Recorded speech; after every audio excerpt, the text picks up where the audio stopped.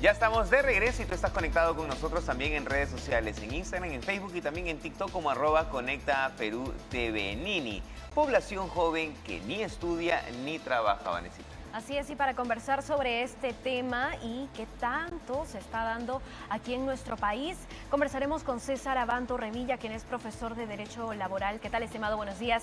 Bienvenido a Conecta Perú. ¿Cuáles son estos últimos alcances respecto a los ninis en nuestro país? Bueno, buenos días, gracias por la invitación. En realidad no es algo lamentablemente nuevo, ¿no? Los últimos 10 años, con mayor incidencia los últimos 5 y peor aún después de la pandemia, hemos mantenido una media de entre 1,3 y 1,4 millones de jóvenes entre 15 y 29 años que ni estudian ni trabajan, ¿no? Este último periodo, 2022-2023, se ha incrementado a 1,5, que no es algo menor, estamos hablando del 5% de la población. Y es algo que preocupa profundamente, no es un fenómeno, por si acaso, solo a nivel nacional. De hecho, a nivel mundial, este es un tema que también tiene ya algunas canas que viene peinando. En países como Japón se ha producido un fenómeno ya bastante profundo y delicado, al punto que se ha creado algunos años el Ministerio de la Felicidad, ¿no? Porque hay un grupo de chicos, también entre los 18, 25, 30 años, que han decidido no solo no estudiar, no trabajar, sino meterse literalmente y vivir en sus habitaciones, ¿no? Esto es lo que se conoce como el hikikomori, ¿no? Y algunos de ellos terminan suicidándose inclusive. Entonces, claro, el que sea un problema mundial tampoco tiene que decir, bueno, es mal de muchos, no.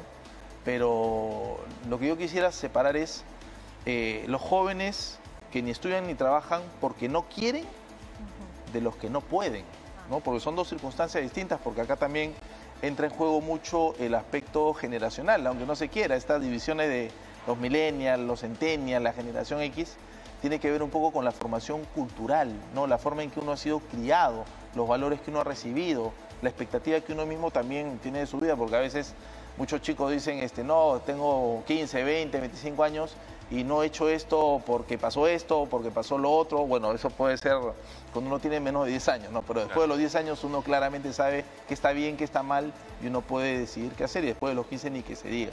Entonces, yo creo que hay varios factores que se cruzan. Este es un problema social antes que jurídico, ¿no?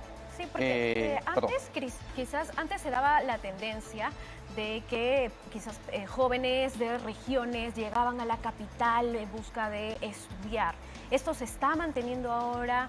O, bueno, también con el nuevo uso de las tecnologías, entre comillas, pensamos que habría más alternativas de conseguir algún trabajo o algún trabajo de forma digital. A ver, hace poco más de 20 años se produjo la descentralización, ¿no? Se materializó la descentralización en el Perú y tenemos ahora gobiernos regionales, ¿no? Entonces, yo creo que la migración para efectos de estudios se ha reducido los últimos años, porque en las regiones vemos universidades, colegios, institutos que han abierto oficinas. Entonces, un chico de la selva o de la sierra ya no tiene que trasladarse hasta Lima para estudiar en la universidad X, Y o Z. O sea, posibilidades hay en cuanto a opciones de mercado. El tema pasa por lo que decíamos, ¿no? No puedo porque no tengo los recursos, ¿no? Esto es más grave en el caso de las mujeres, porque de cada 100 mujeres entre 15 y 29, 65 ni estudian ni trabajan, porque en muchos casos son madres de familia, ¿no? O en muchos casos tienen que quedarse al cuidado de personas, no necesariamente sus hijos, ¿no? Entonces hay situaciones que imposibilitan, y obviamente el aspecto económico, ¿no? Hay personas que en efecto no pueden pagarlo.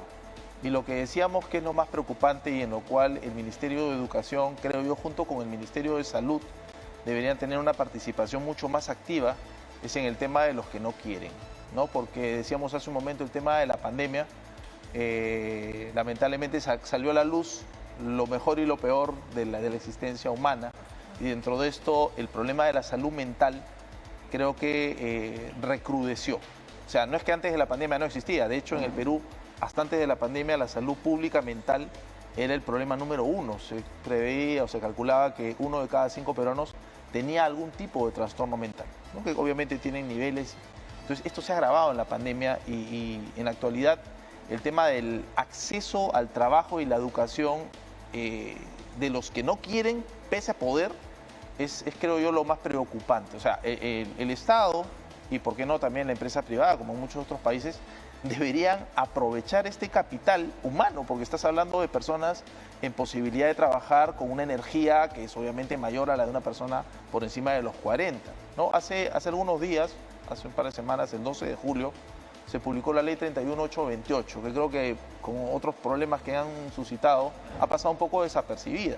Y esta norma lo que plantea es una serie de beneficios para las empresas que contratan a personas entre los 18 y 29, dice, ¿no es cierto? A pesar de que en el Perú a partir de los 14 años formalmente uno ya podría trabajar bajo ciertos permisos especiales, pero podría trabajar.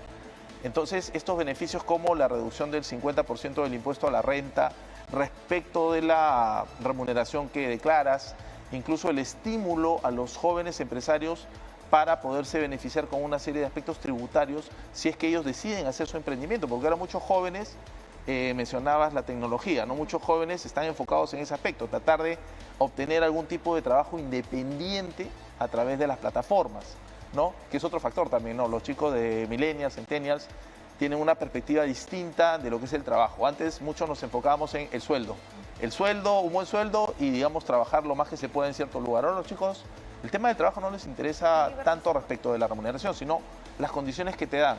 Oye, voy a tener que hacer trabajo presencial de lunes a viernes, cuál es mi nivel de conexión a nivel virtual, o sea, flexibilidades que son distintas, opciones, ¿no? Ahora, de alguna manera, mientras que he escuchado en toda la conversación, veo que es un problema que tiene bastantes ramificaciones, que es un problema que tiene bastantes problemáticas. Ahora, ¿cómo ver esto a futuro? Porque si bien estamos viendo las cifras, venimos mal, cada día va aumentando. ¿Cómo parar esto a futuro y que esto no siga incrementando al margen del fenómeno mundial que has mencionado? Claro, o sea, no vamos a decir, oye, es un fenómeno mundial, sentémonos y ni modo, pues hay que esperarlo, no hay que buscar soluciones.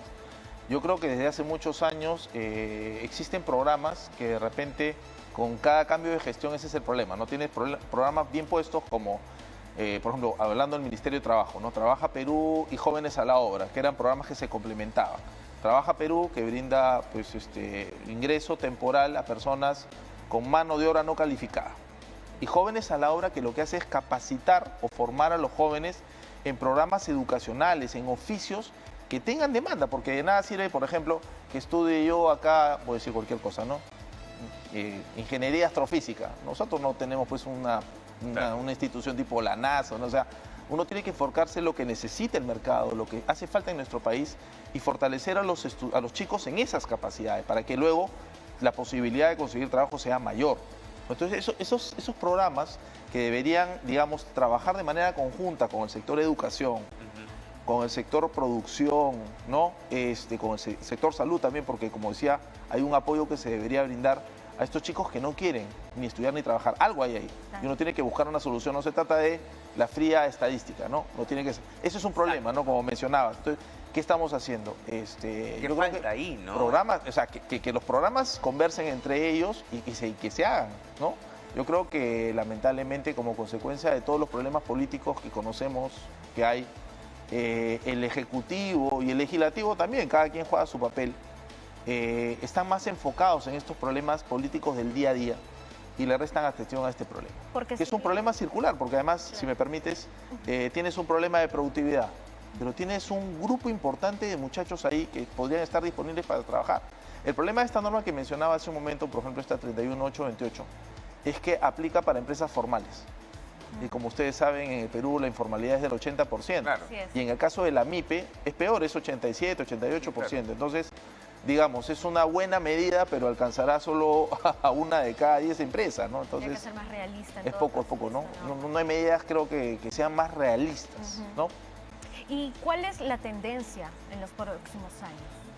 Yo creo que lamentablemente la tendencia en el Perú y el mundo es a elevarse, ¿no? Porque no vemos una mejora en el aspecto social, no vemos una mejora en el aspecto educativo y quieras o no, va a sonar un poco trillado, pero la formación de educación tradicional en principios y valores, que algunos creen que es algo secundario, pero es algo fundamental.